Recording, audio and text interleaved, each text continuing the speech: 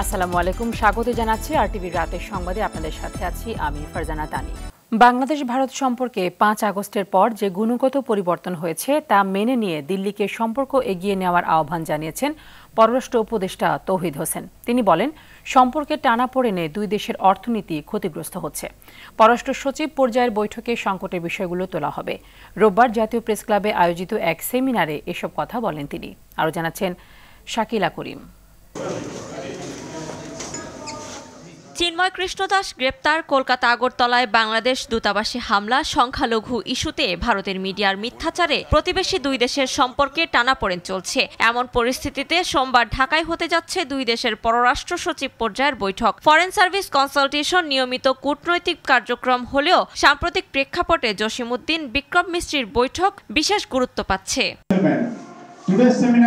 SAARC দক্ষিণ Asia জনগণের আকাঙ্ক্ষা শীর্ষক সেমিনারে পররাষ্ট্র উপদেষ্টা জানান, বৈঠকে দুই দেশের সম্পর্কের সংকটের বিষয়গুলো তোলা হবে। 5 আগস্টের আগে এবং পরে ভারতের সাথে সম্পর্কে গুণগত পরিবর্তন হয়েছে, এটা মেনে নিয়ে আমাদেরকে চেষ্টা করতে হবে সম্পর্ককে এগিয়ে নিতে। এটা আমি সেই সূত্রেই কিন্তু আমি প্রপোজ করেছিলাম প্রথমে যে আমাদের যে মেকানিজম আছে ফরেন অ্যাফেয়ার্স কনসালটেশন, আমরা এটা শুরু করি। ঢাকা সার্ক সামিট আয়োজনের চেষ্টা করবে বলেও জানান তিনি। প্রফেসর ইউনূস অত্যন্ত পজিটিভ এই ব্যাপারে, উনি চান, সত্যি চান যে এই জিনিসটা আবার রিভাইভড হোক এবং আমরা আবার একটা আঞ্চলিকভাবে একটা স্বাভাবিক সম্পর্কে ফিরে যাই। স্ট্যান্ডিং কমিটি মিটিং না হলে যেটা সমস্যা হয়, সার্ক সেক্রেটারিয়েটের পক্ষ থেকে, বিভিন্ন টেকনিক্যাল কমিটির পক্ষ থেকে যেগুলি সিদ্ধান্ত হয়, তারা কিন্তু সেই সিদ্ধান্ত চূড়ান্ত করতে পারে না। বক্তারাও বলেন, সার্ক কার্যকর থাকলে রোহিঙ্গা সংকট, পানি বন্টন, সীমান্ত হত্যার মতো সমস্যাগুলোর সমাধান সহজ হতো।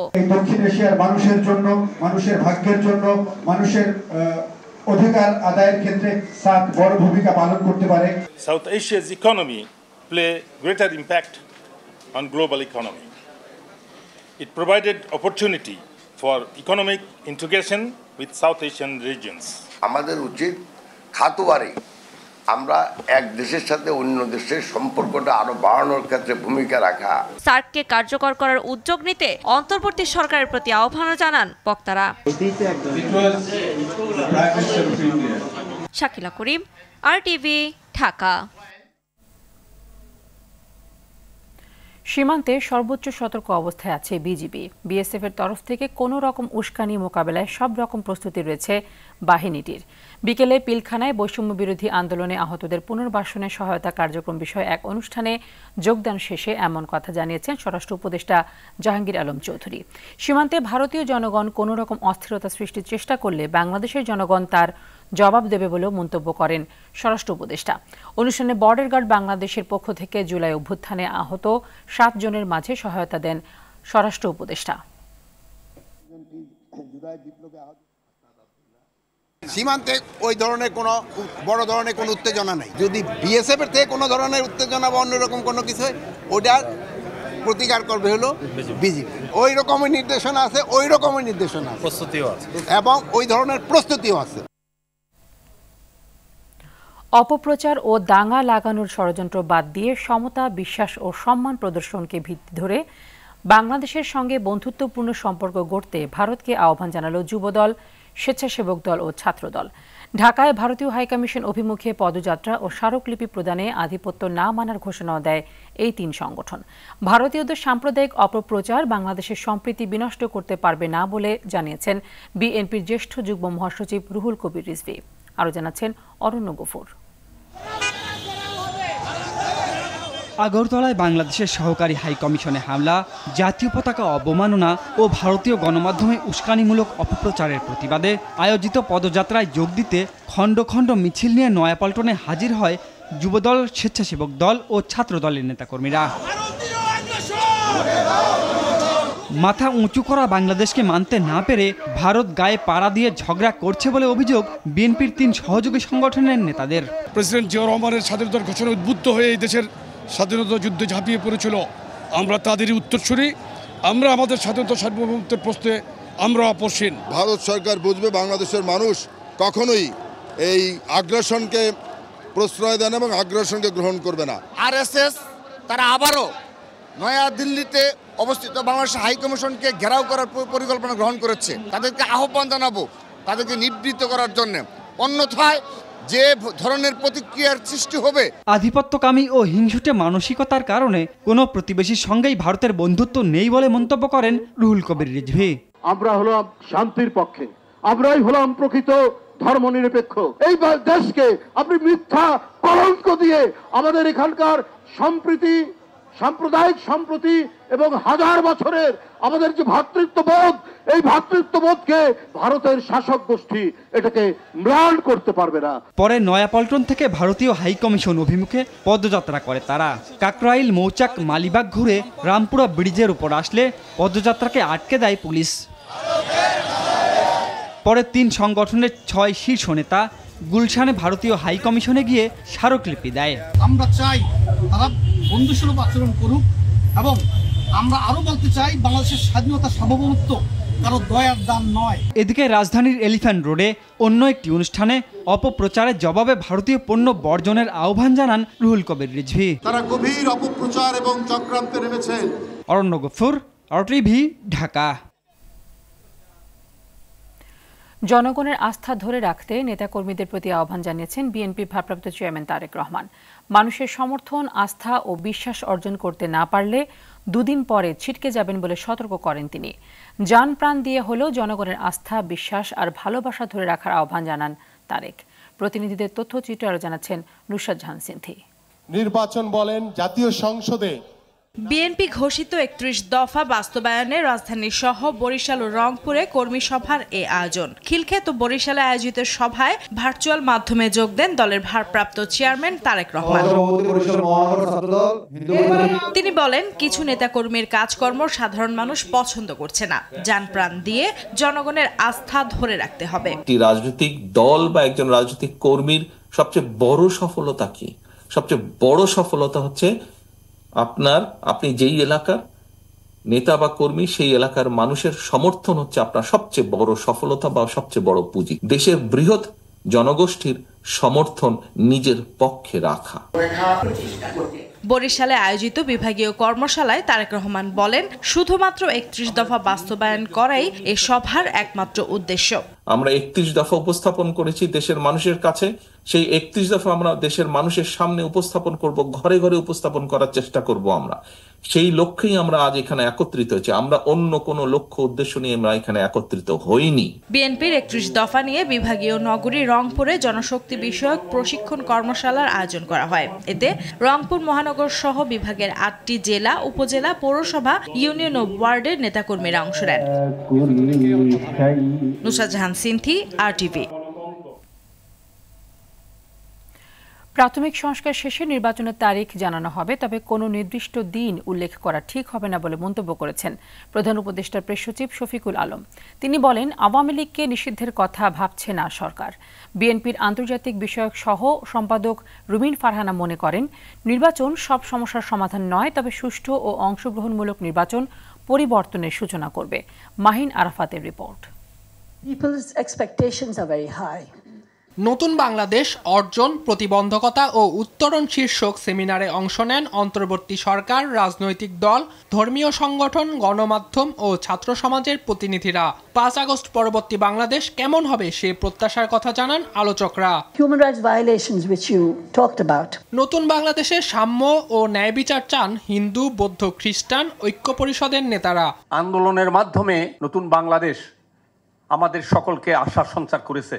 যত অন্যায়, নির্যাতন বা বৈষম্য, সেগুলি উত্তরণের মাধ্যমে একটি সুন্দর বাংলাদেশ হবে। দেশে চলমান বৈষম্যের জায়গা রয়েছে, সেগুলি উত্তরণ ঘটবে।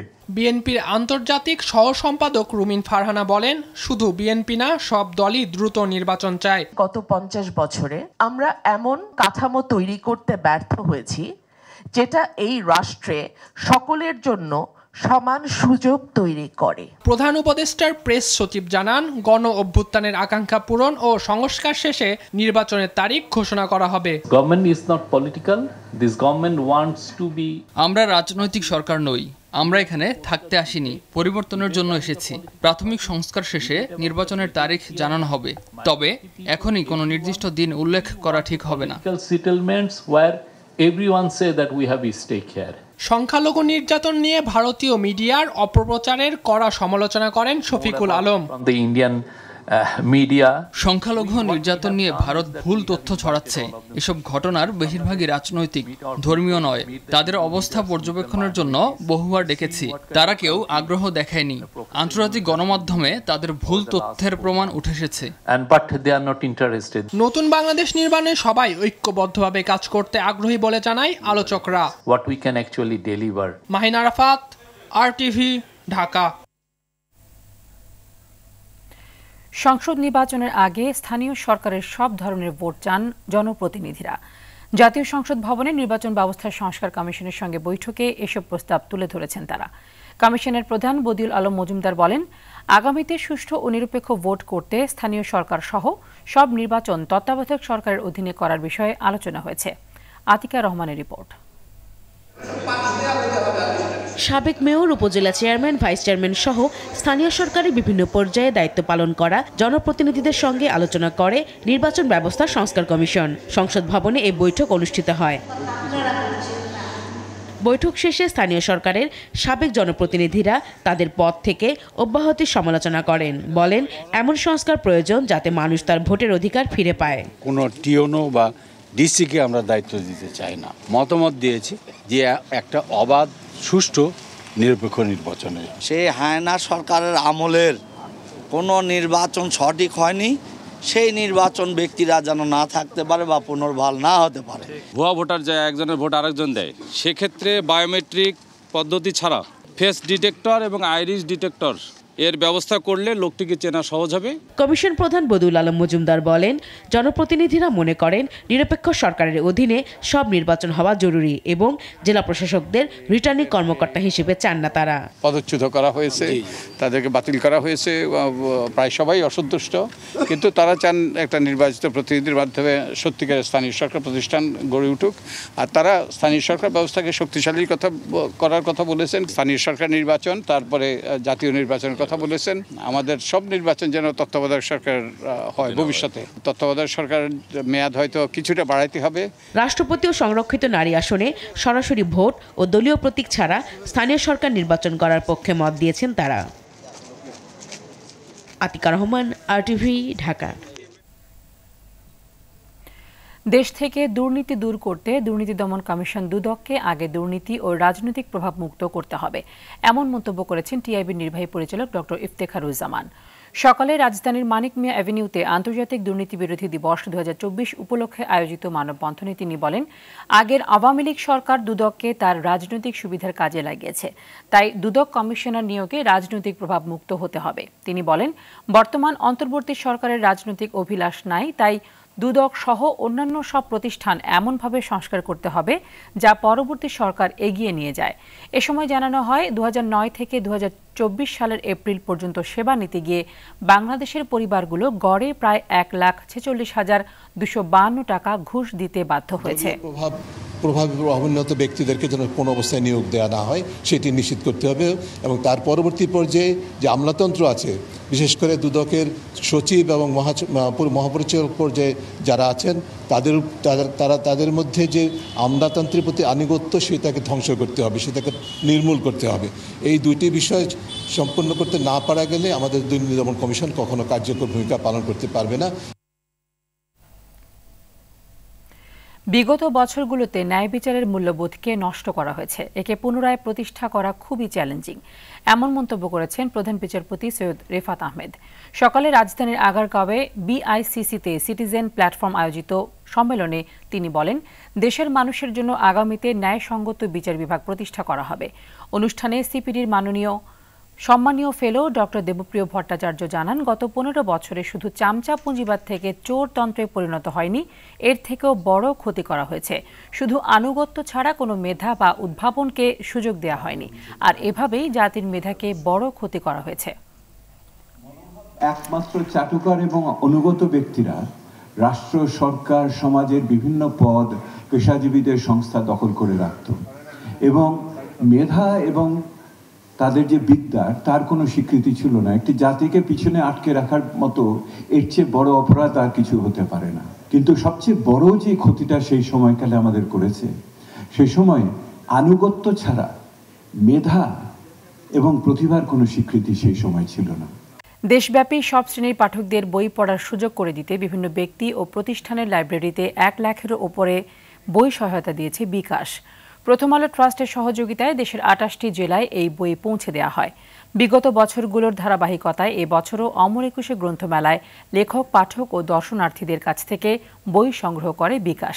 পাশাপাশি প্রতিষ্ঠানটির পক্ষ থেকে আরও বই কিনে যুক্ত করা হয় এই উদ্যোগে। মেধার বিকাশ ঠেকায় কে স্লোগানকে ধারণ করে চলে এ বছরের বই সংগ্রহ কার্যক্রম।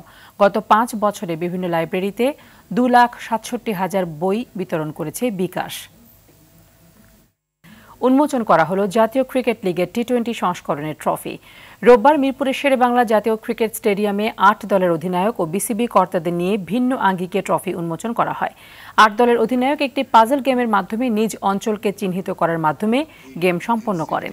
এরপর উন্মোচিত হয় সোনালী ট্রফি, যেখানে সব দলের অধিনায়ক একই জার্সি গায়ে দিয়ে ট্রফি উন্মোচনের মঞ্চে উপস্থিত থেকে ফটো সেশন করেন। ট্রফি উন্মোচন অনুষ্ঠানে উপস্থিত ছিলেন বিসিবির পরিচালক নাজমুল আবেদিন ফাহিম সিনহা ও বিসিবির প্রোগ্রাম কোঅর্ডিনেটর মিনহাজুল আবেদিন নান্নু। সিলেটে আগামী 11 ডিসেম্বর খেলা শুরু হয়ে চলবে 24 ডিসেম্বর পর্যন্ত। রাতের সংবাদ এই পর্যন্তই। মধ্যরাতের সংবাদ 1টায় দেখার আমন্ত্রণ রইল। ধন্যবাদ সবাইকে।